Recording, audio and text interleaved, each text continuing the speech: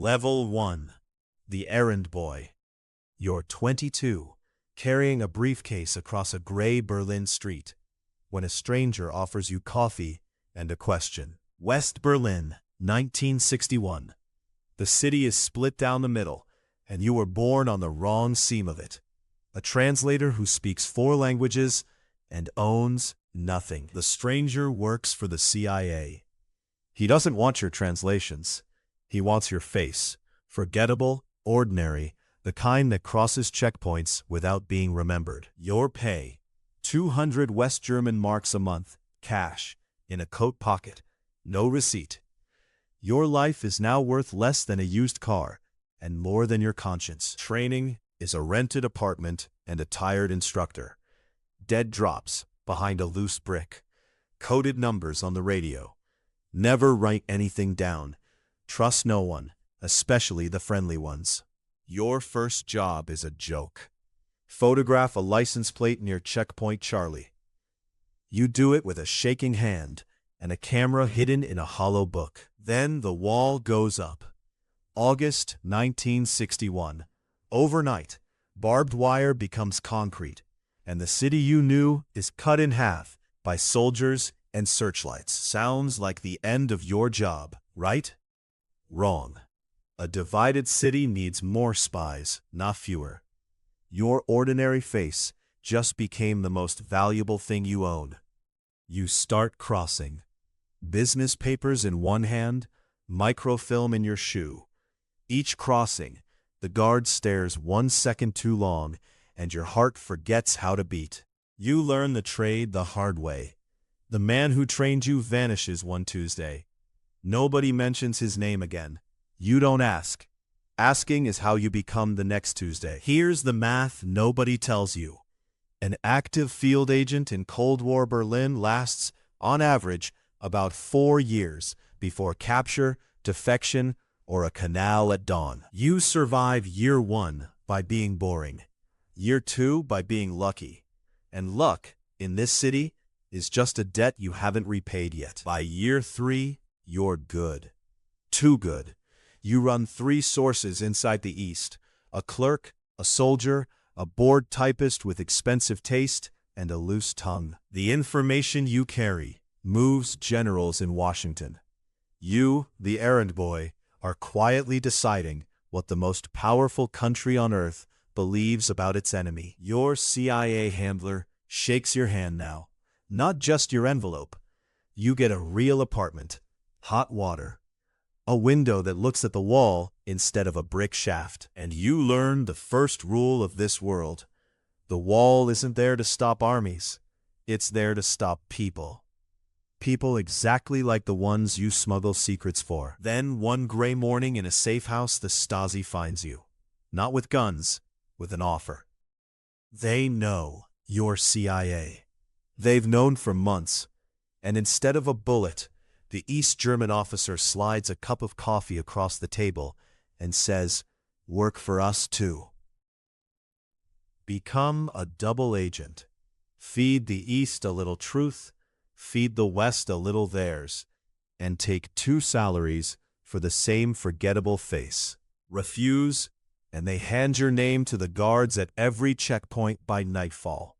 Accept, and you belong to 2 masters who both kill traitors. You ask for a night to think. They give you an hour.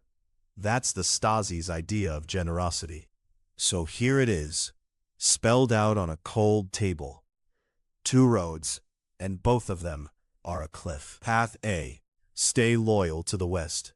Refuse the Stasi, run for the safety of your handlers, and become a hunted man in half a city.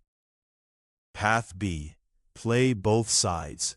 Take the second salary, deceive 2 secret services at once, and see how long a man can serve 2 masters before they meet. Which would you choose?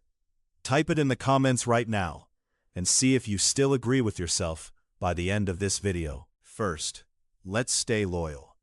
You leave the coffee untouched and walk out, which the Stasi did not expect. You reach a phone, say 1 coded word to your handler, and by dawn you're in a CIA safe house on the western side, shaking, alive, and suddenly useless. Because a spy the enemy has identified is a spy who can't cross anymore. Your ordinary face is now a photograph in a Stasi file. The one thing you owned is gone. The CIA thanks you. They give you a new name, a small pension, and a quiet apartment in West Berlin, where nothing ever happens again. You watch the wall from your window for 28 years. You watch other men cross it. You watch some of them not come back. You take a job in a records office, stamping papers, and nobody in the room knows the gray man in the corner once moved armies with a book and a camera. Your three sources in the East, the clerk, the soldier, the typist, you never learn what happened to them. You tell yourself they retired. You know better. You marry a kind woman who thinks you are an accountant. She never asks why you sleep facing the door. You never tell her the door is the only thing you still trust. On the 9th of November, 1989, a wall falls. Crowds climb it with hammers. You watch on television, alone, and feel nothing you can name. You go to the archives when they open the Stasi files, looking for your own name. You find one thin folder. It says you refused. It says almost nothing else. 28 years of caution bought you a clean file and an empty room. You outlived the war. You outlived your own usefulness by a quarter century. You die at 81 in that same quiet apartment of nothing dramatic at all. So you win. Probably. But what if you'd taken the coffee? What if you'd looked that officer in the eye and agreed to betray everyone, including yourself? Careful what you wish for. This road pays double, and everything on this road has a price that pays itself back with interest. You accept. You shake the Stasi's hand with the same hand the CIA shook last week, and for one dizzy moment, you feel like the smartest man in Berlin. Now you live two lives in one body. To the west, a loyal source. To the east, a loyal source. Both of them think your ordinary face belongs to them. The trick is the leak. You give each side real secrets, but only the ones the other side can afford to lose. You become a merchant of controlled truth. Two salaries now. You have money you can't explain and can't spend, buried in a tin behind a loose brick, next to the pistol you hope you never dig up. You're the best informed man on either side of the wall. Generals in two capitals move armies based on what your forgettable face decides to carry that week. You have a woman in the East, a bookseller with ink-stained hands who knows you only as a traveling merchant and asks no questions you'd have to kill her for. For a while, it's intoxicating. You beat the wall.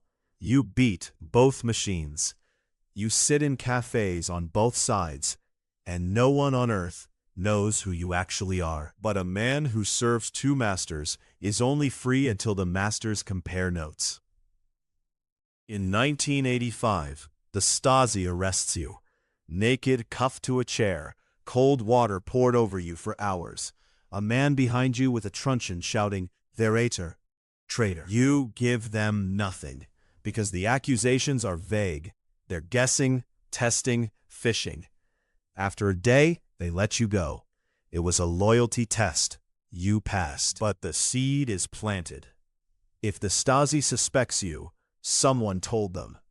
And only the CIA knew you were theirs, which means a mole betrayed you from the inside. Now you trust no one on either side.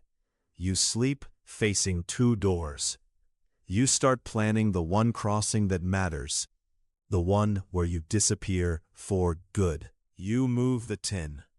You forge a third identity, one that belongs to neither side, a man with no master, which in this city means a man with no shelter. You tell the bookseller to be ready.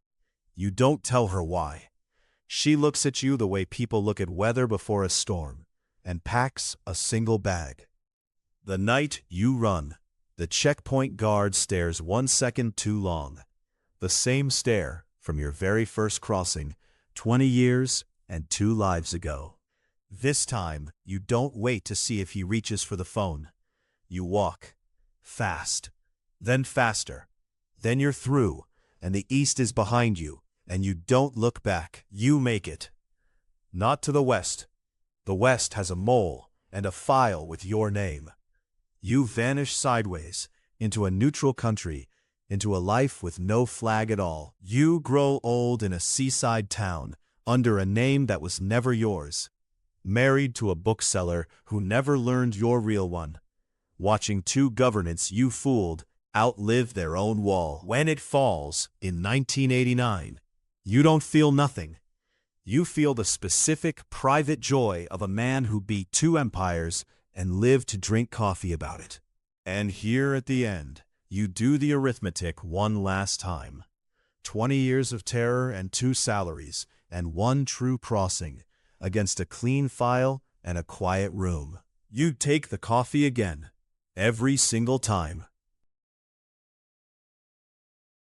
So which path wins? Here's the brutal truth.